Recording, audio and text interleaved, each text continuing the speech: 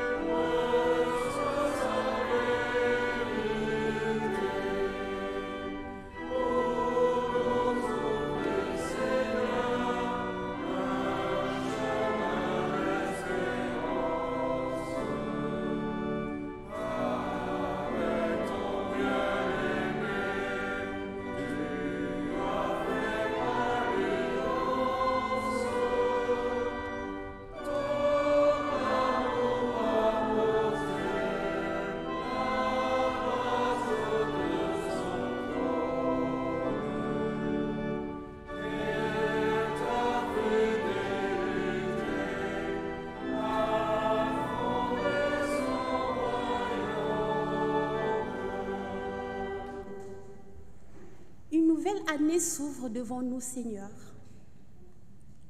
Ce n'est pas une année toute neuve, comme un nouveau cahier.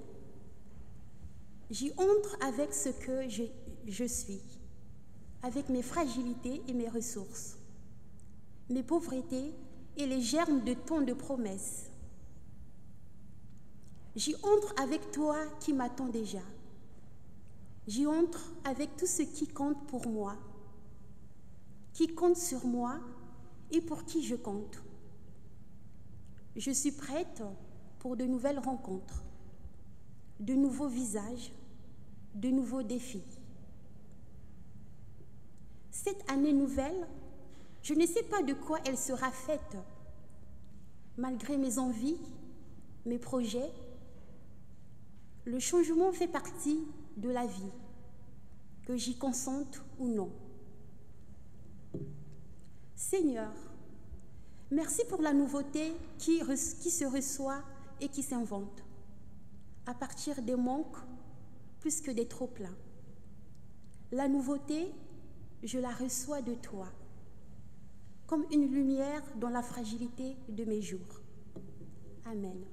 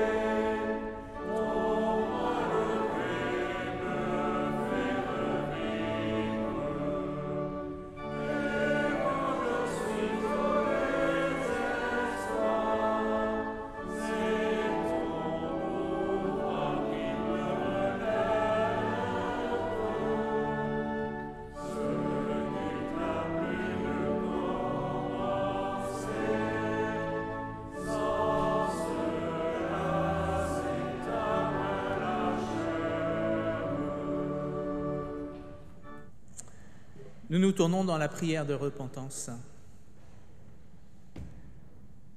Mon Dieu, aujourd'hui j'aimerais te dire ma joie et mon étonnement de te savoir à mes côtés. Tu es un marcheur infatigable. Tu me suis et dans les méandres de ma vie, tu m'offres ta présence, mais qu'elle est difficile à saisir parfois. Quand les jours se font sombres, quand les nuages s'amoncellent, quand la tempête fait rage, alors j'ai bien du mal à t'entendre, j'ai bien du mal à discerner ta présence, et tout se ferme. Je m'enferme sur moi-même, je me ferme à toi. Et voilà que tout d'un coup, au détour d'une bourrasque, un regard, un sourire, une main tendue, et au creux de ces signes-là, tu es présent à mes côtés. Chemin faisant, sur les sentiers de mon existence, je regarde en arrière et je vois les traces de mes pas mêlées aux tiens. Je regarde en avant et je vois comme une promesse. Tes pas, toujours, quoi qu'il advienne, seront mêlés aux miens. Merci Seigneur pour cette promesse. Amen. Dieu entend notre prière. Et voici la bonne nouvelle qui nous est donnée d'entendre ce matin, après que nous ayons célébré la venue de Jésus-Christ au monde dimanche dernier. Jésus-Christ est là. Voici le lieu de son humilité, voici le silence de la nuit rompu, la lumière et la paix se partagent. Dieu nous accueille à la crèche et nous offre sa présence. Contemplons la parole faite chair. Assurés de cette grâce, nous pouvons écouter la volonté de Dieu pour nos vies et nous l'entendons dans l'Épître aux Hébreux au chapitre 11, le verset 13. Et parce que Dieu nous fait grâce, je vous invite à vous lever pour manifester que Dieu nous fait grâce et nous relève à la vie. Hébreux 11, verset 13. Comme étrangers et voyageurs sur cette terre, ne vous installez ni dans la sécurité matérielle, ni dans le confort spirituel, mais soyez renouvelés par cette grâce que jadis nos pères recevaient comme seule nourriture et comme gage que le Seigneur veillait sur eux, comme il veille encore sur nous. Amen.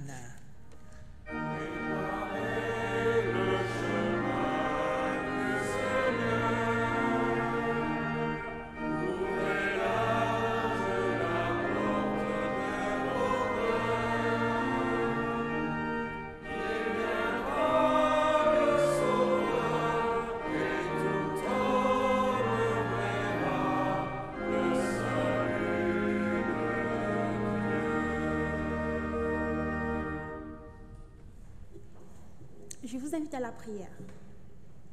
Père, voici ta parole parmi nous. Au fil des siècles, elle s'est transmise.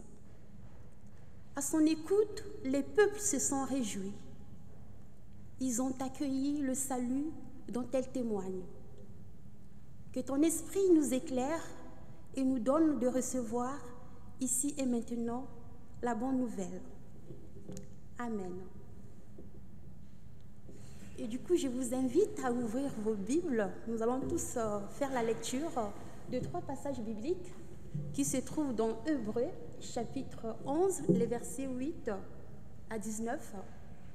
Et le second texte se trouve dans Genèse 9, les versets 8 à 17. Et enfin, nous lirons dans Luc, le chapitre 2, les versets 22 à 40. C'est par la foi qu'Abraham, lors de sa vocation, obéit et partit pour un lieu qu'il devait recevoir en héritage, et qu'il partit sans savoir où il allait. C'est par la foi qu'il vint s'établir dans la terre promise, comme dans une terre étrangère, habitant sous des tentes, ainsi qu'Isaac et Jacob, les co-héritiers de la même promesse. Car il attendait la cité qui a de solides fondements, celle dont Dieu est l'architecte et le constructeur. C'est par la foi que Sarah, elle-même malgré son âge avancé, fut rendue capable d'avoir une postérité, parce qu'elle crut à la fidélité de celui qui avait fait la promesse. C'est pourquoi d'un seul homme, déjà usé de corps, naquit une postérité nombreuse comme les étoiles du ciel, comme le sable qui est sur le bord de la mer et qu'on ne peut compter. C'est dans la foi qu'ils sont tous morts sans avoir obtenu les choses promises. Mais ils les ont vus et salués de loin, reconnaissant qu'ils étaient étrangers et voyageurs sur la terre. Ceux qui parlent ainsi montrent qu'ils cherchent une patrie. S'ils avaient eu en vue celle d'où ils étaient sortis, ils auraient eu le temps d'y retourner. Mais maintenant, ils en désirent une meilleure, c'est-à-dire une céleste.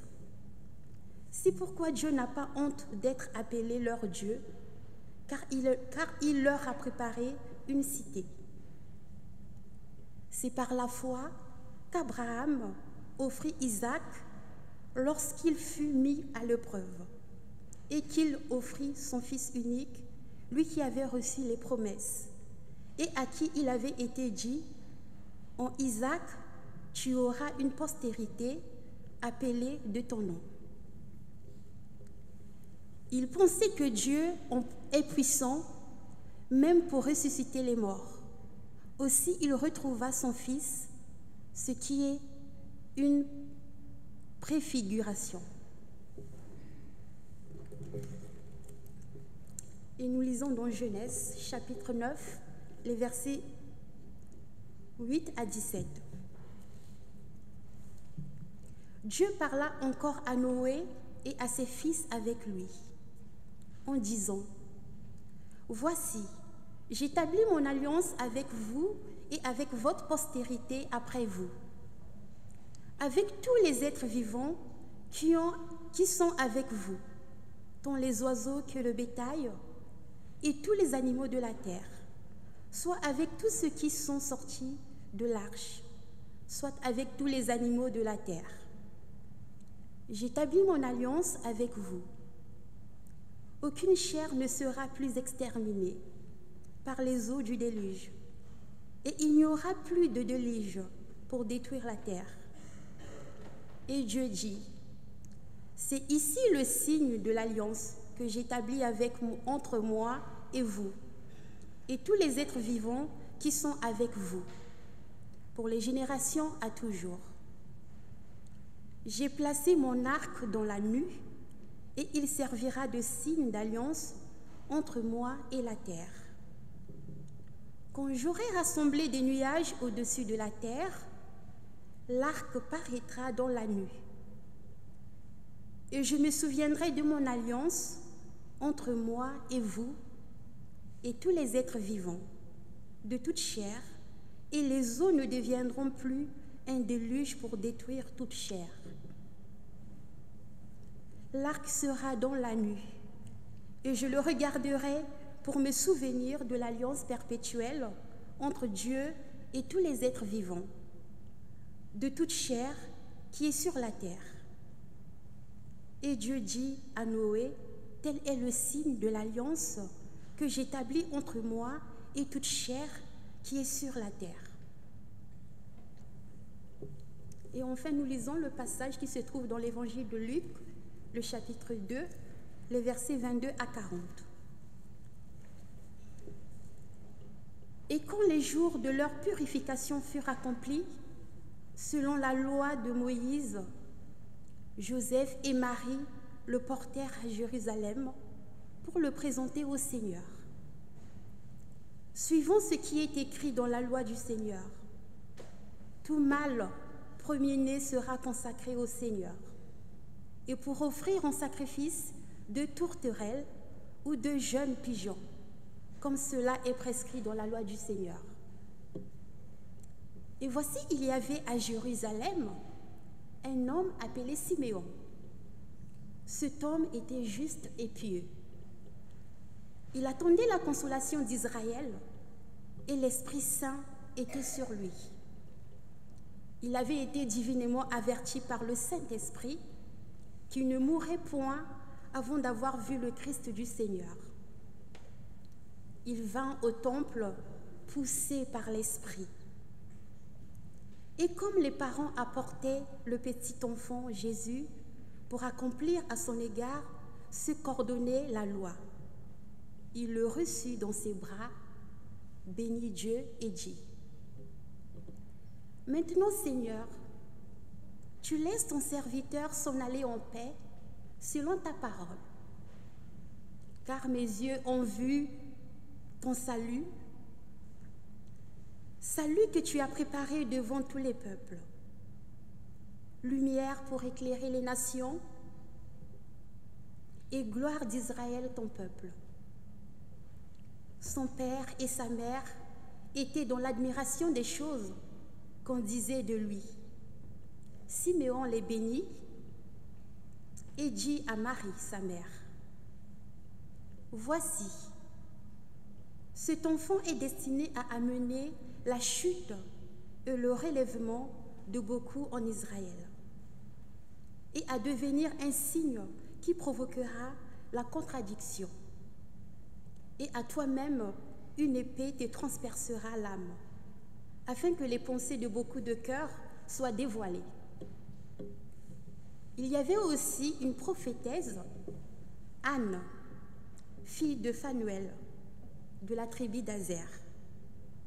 Elle était fort avancée en âge et elle avait vécu 7 ans avec son mari depuis sa virginité. Restée veuve et âgée de 84 ans, elle ne quittait pas le temple et elle servait Dieu nuit et jour dans le jeûne et dans la prière. Étant arrivée elle aussi à cette même heure, elle louait Dieu et elle parlait de Jésus à tous ceux qui attendaient la délivrance de Jérusalem. Amen.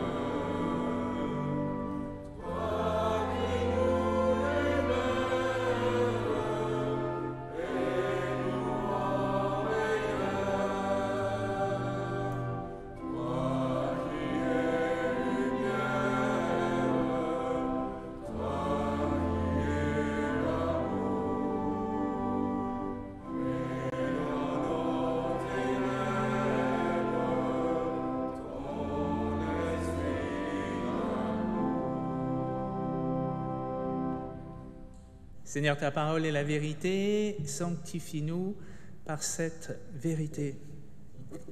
Nous avons la joie cette année, Marie-Pierre, Marianne et moi-même, de pouvoir à nouveau bénir 2 jeunes couples. Peut-être vous ne le savez pas, mais le Covid a interrompu un tant soit peu ce geste d'espérance. C'est quand même un geste d'espérance, encore aujourd'hui, comme jadis, de pouvoir se dire oui pour un temps long, on l'espère. Et donc, mes 2 collègues et moi-même, cette année, nous reprenons ce geste de bénir de jeunes couples. Et peut-être, vous le savez, au cœur de cette liturgie de bénédiction nuptiale, il y a un temps très important qui est l'échange des promesses, où le marié dit à la mariée, l'un à l'autre se disent ce qu'ils se promettent dans leur vie à 2 futures.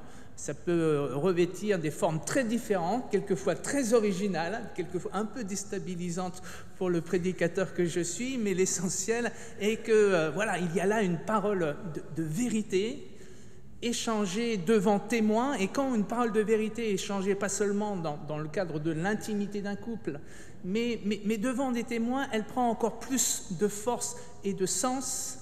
Et on peut s'appuyer sur cette parole-là. Et je dis toujours aux mariés, préparez bien ce que vous allez vous dire, parce que vous allez pouvoir vous appuyer sur cette parole échangée, et notamment dans les jours difficiles de vos vies, parce qu'il n'y a pas de vie humaine, il n'y a pas de vie de couple sans évidemment moments merveilleux aussi, mais aussi sans moments de difficulté. Donc, beau moment que ce temps des promesses échangées.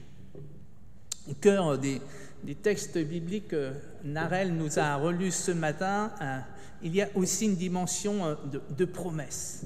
Il nous est dit, affirmé, que Dieu tient les promesses qu'il fait. Et je reviens sur ces 3 promesses qui nous sont faites au cœur de ces textes bibliques que nous avons relus ce matin. D'abord, première promesse qui est faite à Siméon. Siméon, ce vieil homme, on ne sait pas quel âge il a, mais il a un âge très avancé, auquel il avait été dit par l'Éternel, par l'action du Saint-Esprit, qu'il ne mourrait pas sans voir le Christ, le Messie, annoncé par les prophètes. Promesse qui a été faite à cet homme-là. Et Siméon a confiance en la promesse de l'Éternel, il a confiance en la parole de l'Éternel. Et ce jour-là, jour magnifique, quand il voit s'avancer dans le temple une petite jeune femme, Marie, puisque Marie, on l'oublie peut-être, mais Marie, elle a 15-16 ans, 16-17 ans. Son mari, Joseph, est plus âgé, mais Marie, c'est une toute jeune femme. Quand Siméon voit s'avancer Marie, Joseph et le petit enfant, il en est sûr, il en est persuadé, c'est une évidence, c'est plus qu'une évidence, il le sait. Là, je pense évidemment qu'il y a le Saint-Esprit qui lui fait discerner cela. Il sait que ce petit enfant est Jésus, il sait qu'il est le Messie, il sait qu'il est le Christ. Les disciples n'en ont pas été sûrs. Bon nombre de contemporains de Jésus se sont posés la question toute leur vie de savoir qui était Jésus. Est-ce qu'il était bien le Messie? Est-ce qu'il était simplement un prophète? Donc il y avait évidemment de quoi se poser la question, puisqu'on attendait un Messie en gloire et en puissance, et voici qu'apparaît un Messie en toute humilité qui dit à ses disciples, il n'est pas encore venu le temps où vous deviez témoigner que je suis bien le Messie. Mais Siméon, lui, ne se trompe pas. Il sait que ce petit enfant est le Messie, il le prend dans ses bras, et alors une grande joie. Maintenant, je peux mourir en paix parce que la promesse de Dieu s'est accomplie. Le Messie est advenu dans ce monde. Il a pris le visage d'un petit enfant nous invitant à l'humilité, et je peux mourir en paix. Les générations se rejoignent, un homme avancé en âge, un tout petit enfant qui va avancer dans la vie. Les générations sont réunies pour accueillir celui qui va changer la face du monde. Dieu a tenu sa promesse. Deuxième promesse, et ô combien importante, qui nous est faite aujourd'hui, et je crois qu'il vient rencontrer heureusement notre quotidien, c'est la promesse faite à Noé dans le livre de la Genèse. En 2 mots, je pense que vous connaissez l'histoire, mais je vous rappelle quand même le contexte. Dieu est déçu, en tout cas tel que nous le présente évidemment le texte de la Genèse. Dieu est déçu par sa création. Il imaginait le meilleur, le bon et le bien, et voici qu'il constate que l'âme humaine est bien sombre et que le mal est trop présent au cœur du monde et au cœur de sa création. Alors, il a le désir, nous dit les textes bibliques, de mettre fin à cette création et d'en créer une nouvelle qui sera plus belle. Mais il a le souci tout de même de préserver un couple de tous les animaux et de préserver une famille qui est restée un tant soit peu en vérité et en grâce et en amour. Et donc il préserve la famille de Noé. Il pleut pendant 40 jours et 40 nuits, vous connaissez, et puis la pluie s'arrête et une nouvelle création peut advenir. venir. Mais ce qui change tout, c'est cette promesse, que Dieu fait à Noé. À partir de ce moment, et le signe de cela sera l'arc dans la nuée, à partir de maintenant, à partir de ce moment où la pluie a cessé, je ne méditerai plus le mal sur ma création, je fais alliance avec toutes les créatures du ciel et de la terre, avec les animaux et avec l'être humain. Je fais alliance et je ne méditerai plus le mal contre ma création. Ce texte de la Genèse met en avant la possibilité que notre monde soit détruit. Tel est le postulat du texte de la Genèse. Il est possible que le monde soit détruit. Il est possible que le monde soit détruit par la volonté de Dieu. Peut-être que Dieu a eu ce désir-là un jour de renouveler sa création. Il y a cette possibilité-là. De manière tout à fait étonnante, c'est bien un des sujets importants de notre société, de notre quotidien. Y a-t-il pas un risque que notre monde s'effondre? Y a-t-il pas un risque que notre race humaine, finalement, soit détruite par sa folie et par son incapacité à prendre de justes décisions pour préserver ce monde qui lui a été confié? Un nombre non négligeable d'êtres humains aujourd'hui pensent que notre monde n'a plus d'avenir. Et comment ne pas leur donner un tant soit peu raison quand on voit la difficulté qu'ont aujourd'hui toutes les nations du monde, ne serait-ce que de respecter les derniers accords de la COP. Cette incapacité que les États du monde ont, ne serait-ce que de respecter cet objectif que notre température n'augmente pas plus que de 2 ou 3 degrés. Il y a de quoi être inquiet. Et alors, retentit, en tout cas pour moi, c'est ce que je vous partage ce matin, cette parole de la Genèse. Le monde n'est pas simplement entre les mains des êtres humains, il l'est pour un petit peu, tout de même. Dieu a confié ce monde aux êtres humains, mais le monde est entre les mains de Dieu, et retentit cette parole. Je fais alliance avec tous les êtres vivants, avec les animaux, avec l'être humain, et le signe de cette alliance sera l'arc dans la nuée. Oui, j'ai la ferme espérance, au nom de ce texte de la Genèse, que le sort du monde n'est pas simplement et heureusement entre les mains des hommes, mais entre les mains de Dieu. Il fait la promesse qu'il veut le garder en vie. Troisième promesse qui nous est faite au cœur des textes bibliques ce matin, cette promesse faite à Abraham d'avoir une descendance aussi nombreuse que les étoiles dans le ciel et que les grains de sable sur la plage, et aussi d'avoir un pays, une terre à habiter. Promesse qui est faite à Abraham, qui n'est pas encore Abraham, il change de nom, Abraham qui signifie père d'un grand peuple.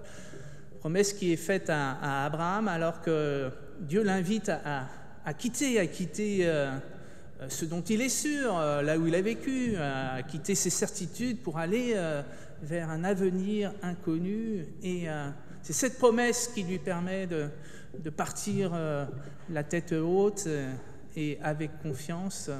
Cette promesse et cette foi qu'il avait de cette promesse que Dieu, comme nous l'avons confessé dans notre prière de repentance, serait avec lui, serait ce voyageur qui marche avec lui dans des territoires nouveaux. Promesse d'une descendance aussi nombreuse que les étoiles dans le ciel.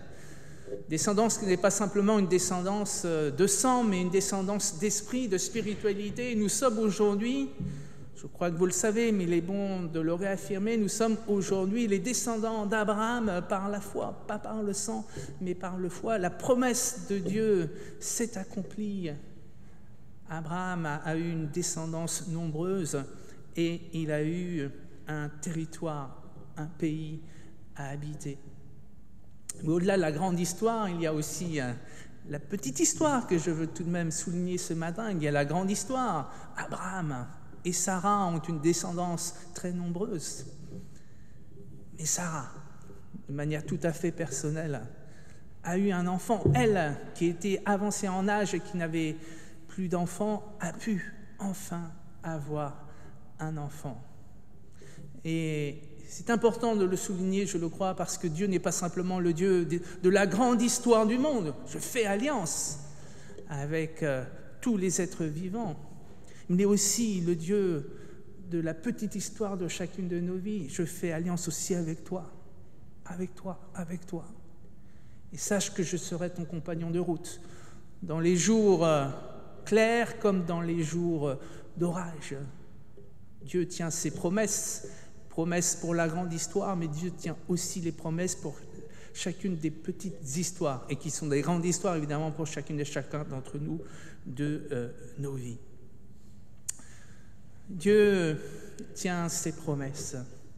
Alors que nous sommes à un jour de basculement entre l'année 2023 qui est en train de se finir et l'année 2024 qui va commencer dès demain, il est bon peut-être de prendre le temps à la fois, et je vous invite à le faire, à la fois d'être dans la reconnaissance pour tout ce que Dieu nous a accordé de bon, de juste et de bien au cœur de nos vies, et peut-être déjà de nous projeter dans l'année qui vient.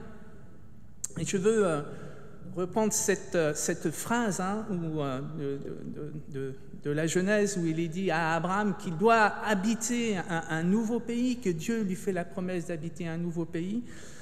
Et je me suis projeté en me disant quel est ce nouveau pays que Dieu, ces nouveaux pays, ces nouveaux espaces en tout cas que Dieu nous appelle à habiter, non pas personnellement, mais en tant qu'Église protestante unie de Grenoble. Et je vois trois espaces à habiter de manière renouvelée. Ce premier espace à habiter de manière renouvelée, c'est l'espace Chétéo. Ça fait 1 an qu'il est ouvert. 1 an déjà qu'il est ouvert. Et nous pouvons être dans la reconnaissance pour le beau lieu qu'il est. C'est un joli lieu, on y est bien. Reconnaissance pour les gens qui y travaillent, pour Rosine que nous avons recrutée, pour Katinka, cette jeune femme qui vient de Norvège et qui est vraiment au cœur de cet espace-là. Donc nous pouvons être dans la reconnaissance. Et je le dis de manière personnelle, reconnaissance aussi parce que j'ai le sentiment que Dieu a tenu ses promesses, nous permettant d'aller jusqu'au bout de ce projet en permettant qu'il puisse s'ouvrir, alors que, comme l'avait une fois partagé Marianne au cours d'une réunion de préparation, mais comment cela va-t-il être possible ? Alors que le Covid nous était tombé dessus, alors que les budgets explosaient, bref, comment cela va-t-il être possible ? Mais le comité de pilotage avait le sentiment vraiment que nous étions accompagnés de manière toute particulière dans ce projet. Donc reconnaissance, mais aussi, je ne vous le cache pas, une petite déception. Il n'y a pas autant de monde que nous l'aurions souhaité chez Théo pour le moment. Comment cela s'explique-t-il ? J'y ai réfléchi. Il y a, à mon avis, deux paramètres qui peuvent l'expliquer. Le premier, et c'est curieux, et le maire d'ailleurs à l'inauguration l'avait évoqué, c'est la dimension de gratuité. Nous osons dire, venez, c'est gratuit. Eh bien, les gens n'osent pas en se disant, mais c'est bizarre quand même, ça c'est gratuit. Qu'est-ce qu'ils veulent nous vendre ? Ils veulent nous attirer pour nous surprendre, etc. Donc la gratuité qui étonne. J'en ai discuté avec une de mes filles qui a 20-22 ans. Elle m'a dit, ben oui Hervé, mais les jeunes, on sait ça, nous. Sur les réseaux sociaux, etc., on sait que quand c'est gratuit, il y a une contrepartie à payer. C'est nos données, etc. Alors ça m'a fait réfléchir. Et effectivement, de tenir la gratuité, ce n'est pas si évident aujourd'hui dans un monde très commercial. Et pourtant, il me semble qu'il y a là une parole d'évangile que nous avons à tenir. Oui, il y a des espaces de gratuité dans ce monde. L'Église est un espace de gratuité. La grâce de Dieu ne se négocie pas. Elle est gratuite. Elle est offerte à tous et à toutes. Et le deuxième élément qui empêche, je le crois, à plus de monde de venir chez Théo, mais on va y travailler, c'est le fait que nous ayons, de manière volontaire, affiché que nous étions un lieu d'église. Il y a le logo de l'église sur la porte de chez Théo. On y avait réfléchi en se disant, mais est-ce que cela ne va pas effrayer les gens ? On s'est dit, peut-être, non. Nous avons dit, nous n'avons pas avancé masqué. Nous sommes là pour dire que nous sommes église et annoncer la grâce de Dieu. Donc nous avons, je le crois, de manière communautaire à habiter de manière renouvelée ce lieu. Et je vous le dis, n'hésitez pas à venir de manière informelle. Si vous avez du temps entre 12h et 14h, venez boire un café, venez discuter. C'est un endroit très très sympa. Habitons ensemble cet espace pour témoigner de la grâce et de l'amour de Dieu offerte au monde entier. Le deuxième espace que nous avons habité de manière renouvelée, je l'appelle ainsi, c'est notre Église numérique. Je me rappelle de la préhistoire, c'était il y a 4 ans.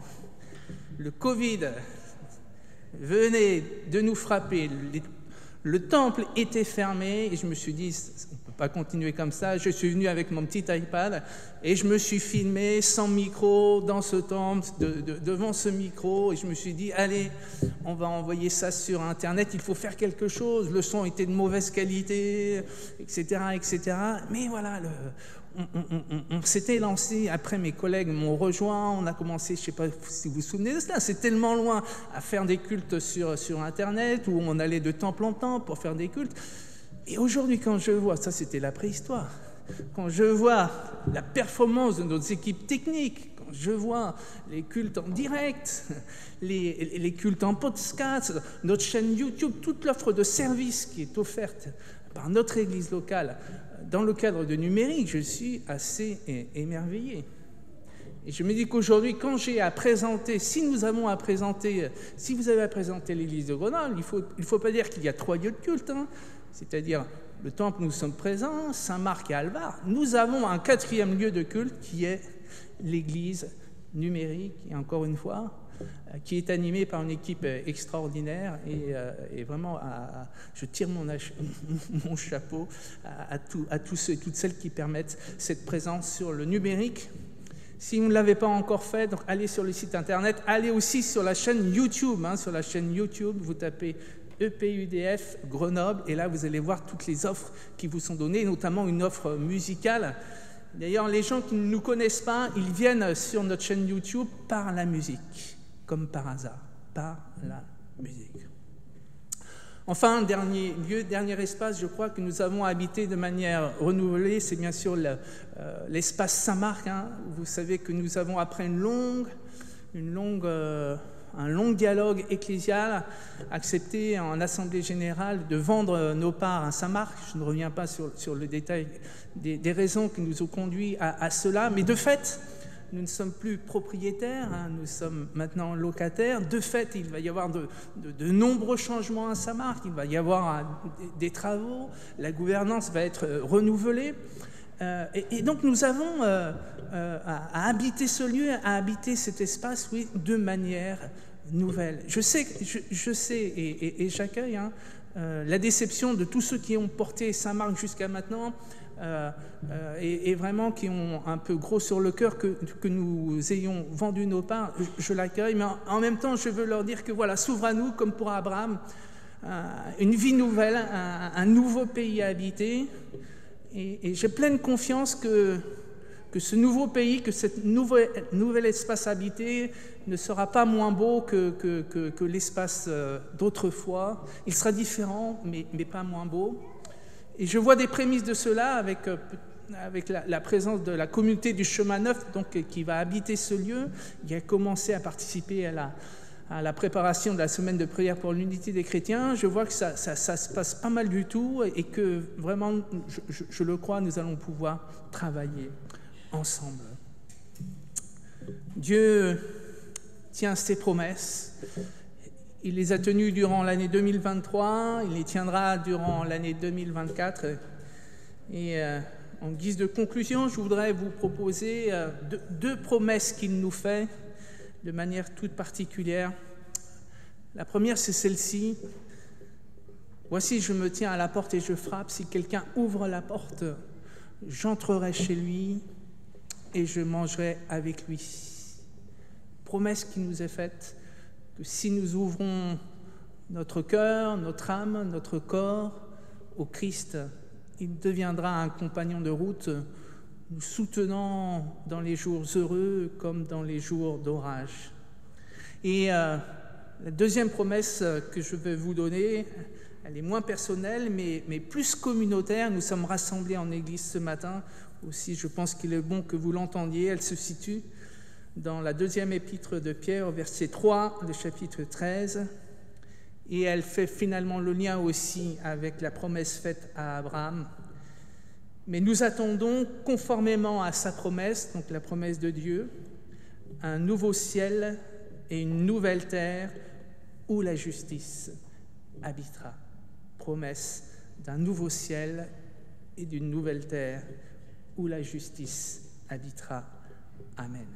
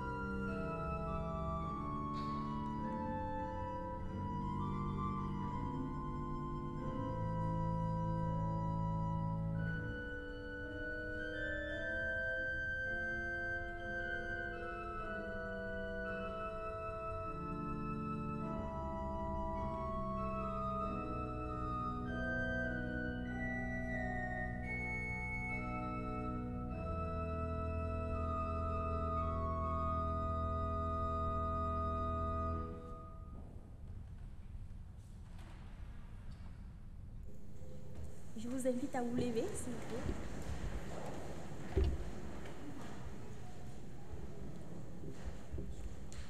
Seigneur, qu'aurais-tu fait si Abraham ne t'avait pas fait confiance? S'il avait refusé de se lever et de se mettre en route?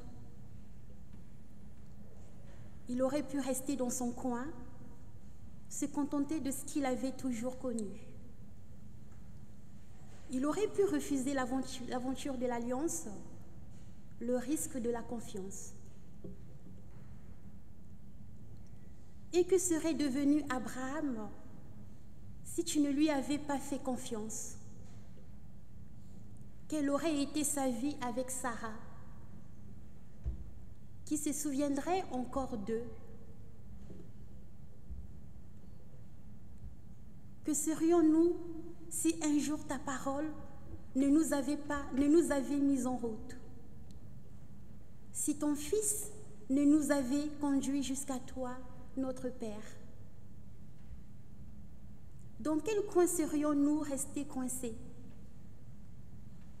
Dans quelles angoisses serions-nous englués? Dans quel lien serions-nous prisonniers? Merci pour ta confiance en nous.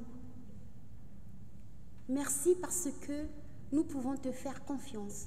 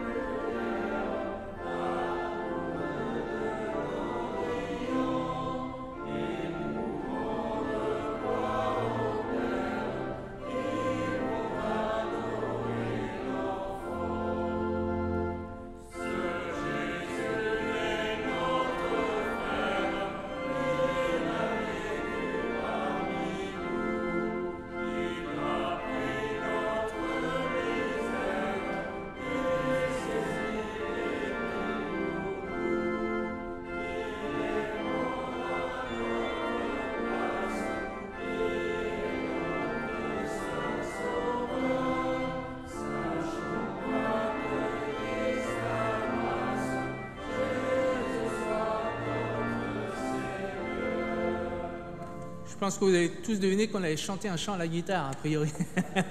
Il y a un signe annonciateur. Je vous invite à vous lever.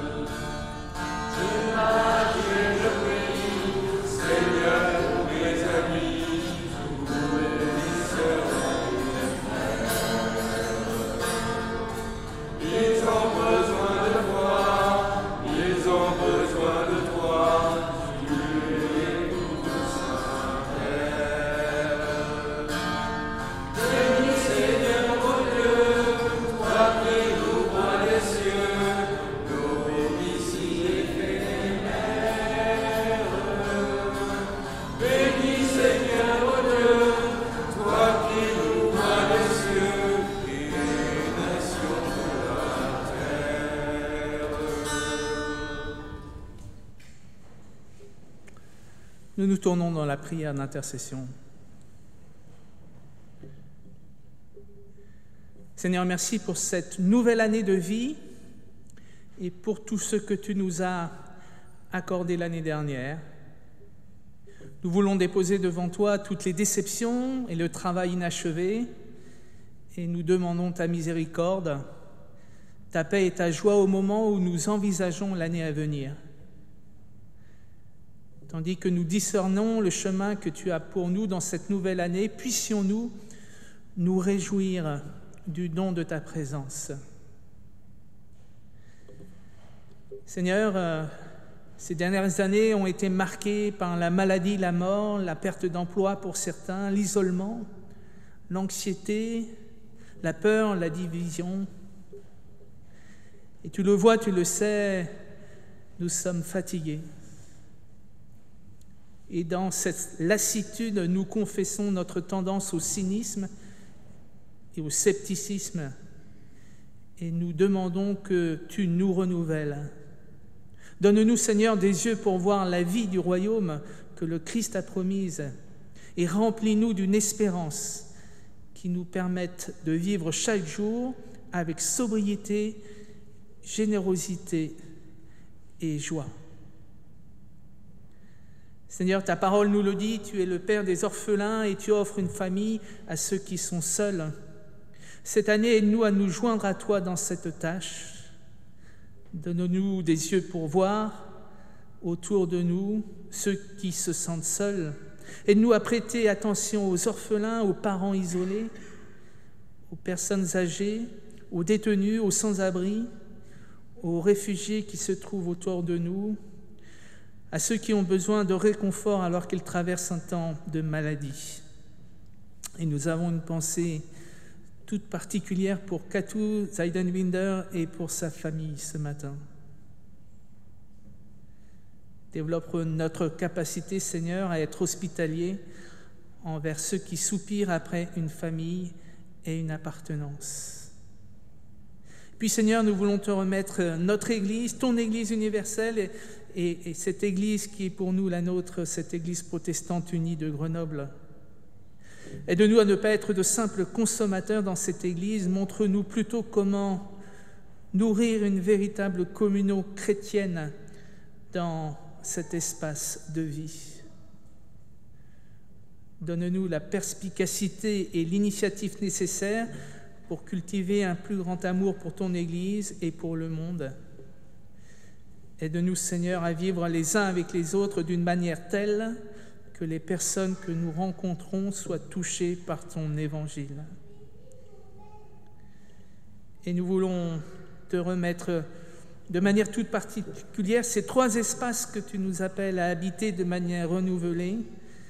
Cet espace qu'est chez Théo, cet espace qu'est l'Église numérique et cet espace qu'est le centre Saint-Marc. Et Père, comme Jésus-Christ nous l'a enseigné, nous te disons, notre Père qui es aux cieux, que ton nom soit sanctifié, que ton règne vienne, que ta volonté soit faite sur la terre comme au ciel. Donne-nous aujourd'hui notre pain de ce jour. Pardonne-nous nos offenses, comme nous pardonnons aussi à ceux qui nous ont offensés. Et ne nous laisse pas entrer en tentation, mais délivre-nous du mal, car c'est à toi qu'appartiennent le règne, la puissance et la gloire pour les siècles des siècles. Amen. Je vous invite à vous lever pour recevoir les paroles d'envoi et de bénédiction.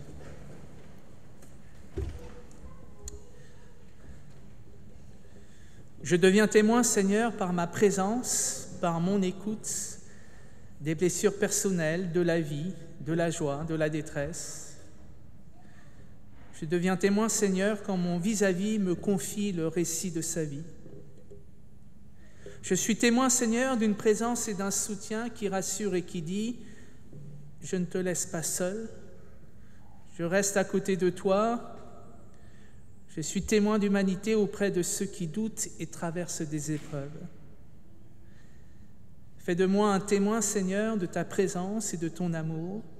Utilise mes paroles, mes gestes et mes regards pour révéler ta compassion et ta promesse de paix éternelle.